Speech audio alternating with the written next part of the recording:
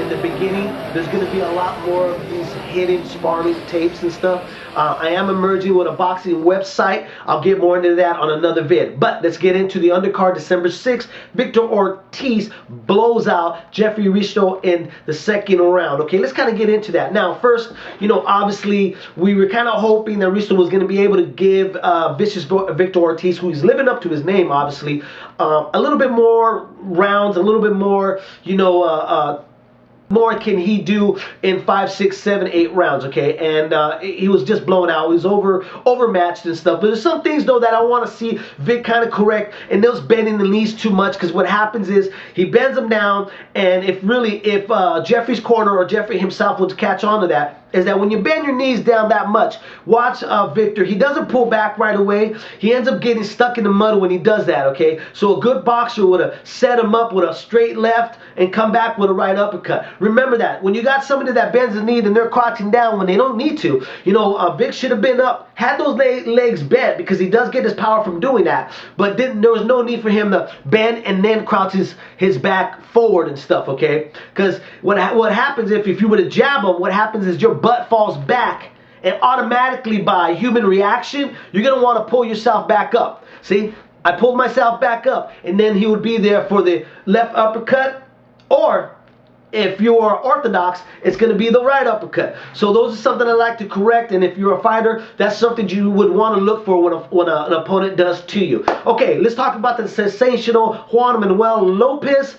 What happened with Sergio Rocky Medina? Okay, well, first off, he blew him out, got rid of him, took care of him. We thought that maybe he would give him a little bit more rounds, being that Medina was a veteran of the sport, but unfortunately it wasn't. It seemed that his power and his speed, and really the way Juan Manuel Lopez was cutting the ring, was just a little bit too much for Medina. Now, him blowing him out in such a fashion, there's only a little bit of concern that I have with Juan Manuel Lopez. And the one thing is this. He's not getting the rounds in that he needs, so that when he does step in with one of the top elite, he's going to be prepared for that. See, because a lot of times what happens is when you get a hot prospect like this that's already a champion, okay, but when you get a guy like this and he's blowing everybody out and you're not matching him correctly, what happens is when the other opponent is able to take the best that you can give him, those guys end up folding because they end up getting confused and they don't know what to do after that. Okay, so he blew out Poste Leon, blew out Caesar, now he blew out Medina.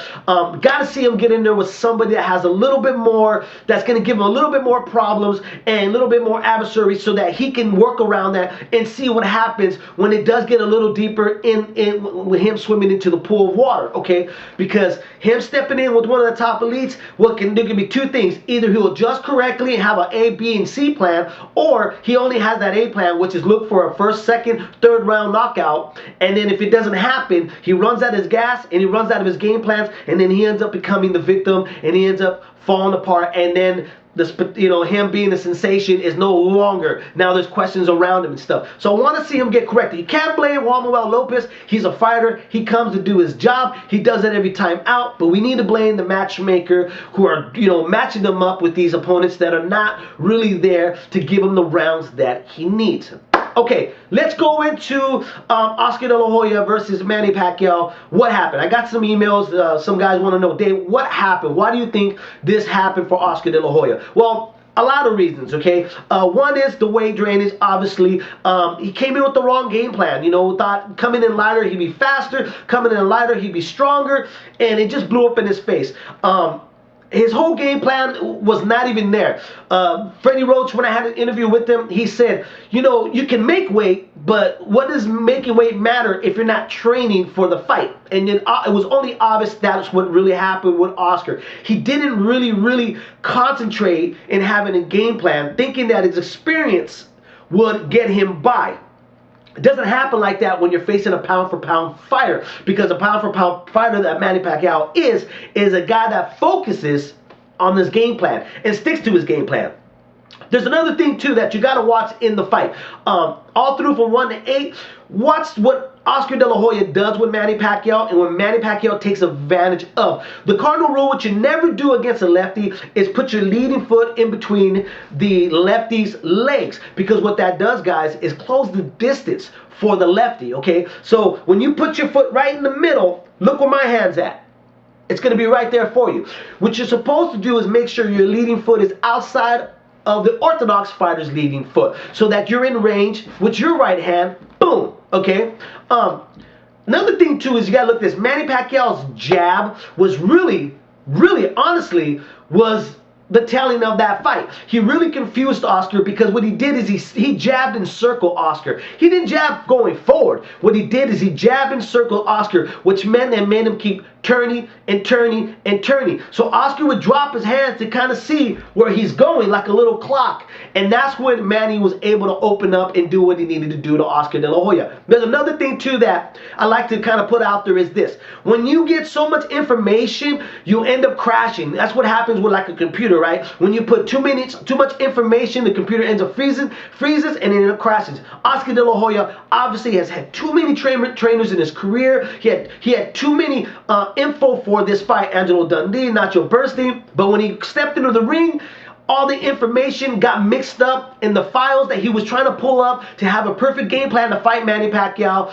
was crashing in front of him, okay? And what I mean by that is that he didn't know whether if he wanted to go off of Nacho Bernstein's game plan, Angelo Dundee's game plan, Freddie Roach's game plan, or Floyd Mayweather Sr. Watch when he's trying to get away from Manny Pacquiao's punches. He does what Mayweather has taught him, which is roll the shoulder. The only problem is he was rolling the wrong way. Okay, so when Manny would throw his jab or his flurries, what Oscar would do was roll the shoulder like this. You got to watch it. He rolls it this way. So what that did, and Manny just caught into it like that. And that's what a pound-for-pound fighter will do. He caught that. He's rolling his shoulder, trying to do the little Mayweather little stint. So what he did is he answered it with his right hook, okay? And that's why you saw so much damage in this left side of his face, because Manny caught on to that. Now, I'm going to go this Saturday and sit down and talk to Freddie Roach and get a lot of questions answered about what is next for Manny Pacquiao. There's rumors about Pretty Boy Floyd Mayweather Jr. coming back, but I've heard that those rumors are not true. The senior has said that Jr. left a message on a recorder, but there's not really any solid evidence about that. Now, Ricky Hand has been talked, but there's also about Zab Judah possibly getting with Manny Pacquiao in the early of 2009. All those questions will be answered. Now, also, too, I am emerging with some boxing sites and all that, so that the show's a lot longer, and you get to see what I just kind of gave you a taste in the beginning.